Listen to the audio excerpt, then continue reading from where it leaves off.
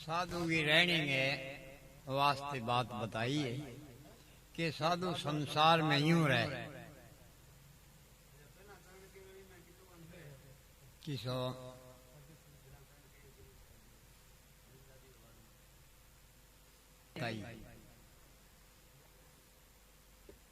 मछली इंडा मेलिया जल झाजा और माए सुरत बड़ी उसकी रहत है बुद्धि बिसरे ना।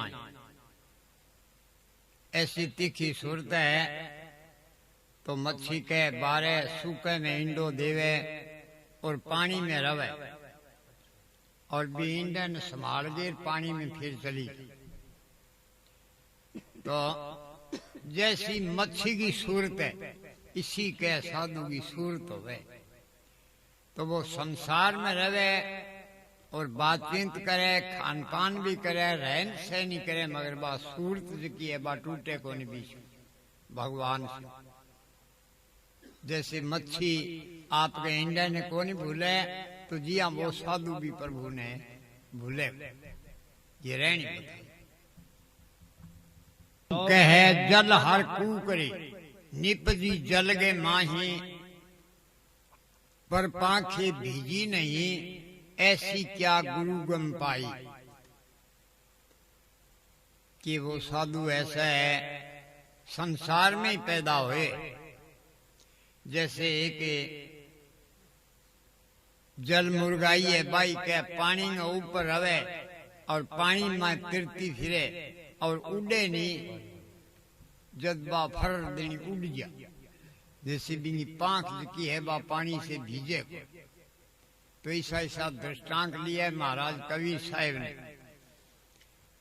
तो संसार में पैदा होते हुए साधु और के संसार को आनंद ले को नहीं जैसे बा जल मुर्गाई है बा के भी पानी में मां रहते हुए और पानी में पांख यदि भीज गया तो फिर बा उड़ कौन सके ऐसी रहनी है वह साधु।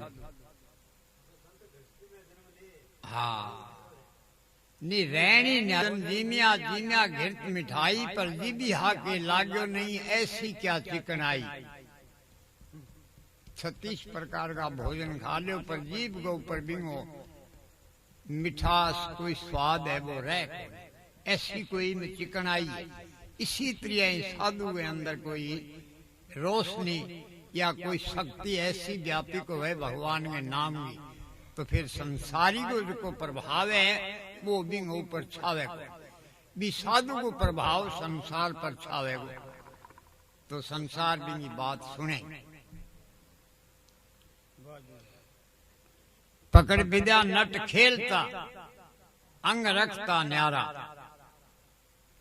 विद्या है बा कोई भी का नट का नीसी जो कह भी बांस के ऊपर चढ़ गए छाड़ मार दिया और दूसरे नहीं दिशे कि वो मर गयो पड़ गयो। विद्या नट खेलता अंग रखता न्यारा खंड परखंडा से गिर पड़े तो भी सारा का सारा।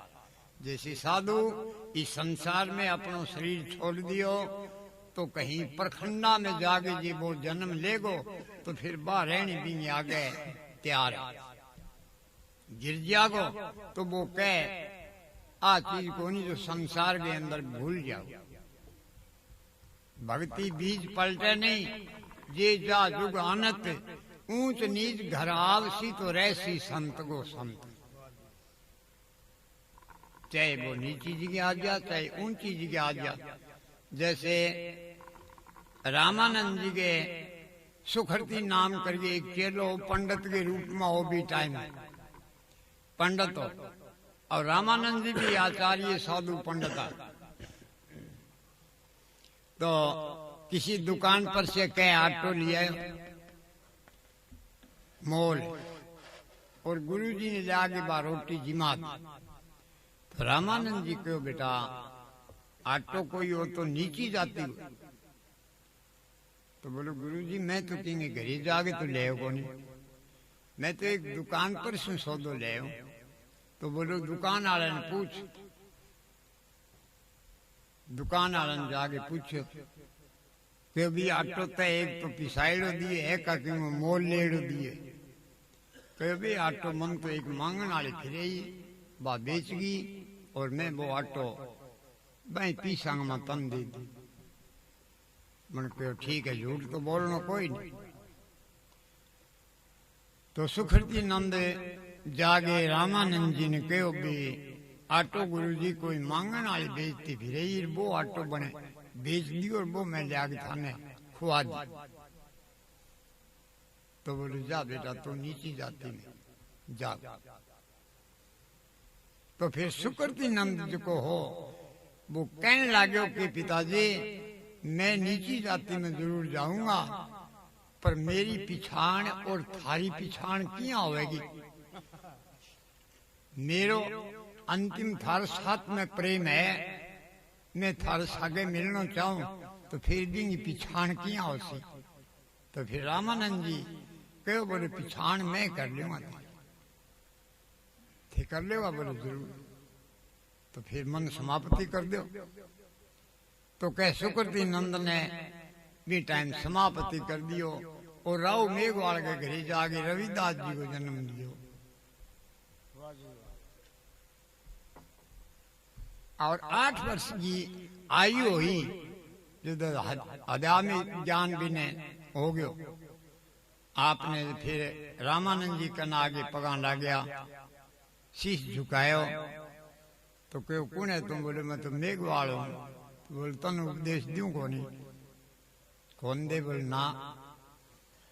तो मेरे सामने देखो मैं कौन हूं। तो फिर आपस में दोनों की एक बात मिली। तो क्यों तुम सुकृति नंद है? बोले हाँ। तो आ जाए। तो रामानंद जी रविदास जी महाराज ने ज्ञान दियो। वैसे ऊंच नीच घर चाहो चाहे रहसी संत को संत। तो फिर देसी भगत होया, बड़ो भारी नाम होयो संसार में। तो भेद जिना ने पावियो बिशेर जू लिपटाई, कहें कबीर धर्मी दास ने। हाँ कहें कबीर गुरु गारलू तो जहां खोजी जहां ही पाई। जहां देखी जहां ही पाई। गुरु ऐसा गारलू होता है, विष जो शरीर में है बिन उतार दे बीज गया के इमर्त कर दे। वास्ते साधु आपकी रहनी बताइए। बोलिए सतगुरु भगवान की।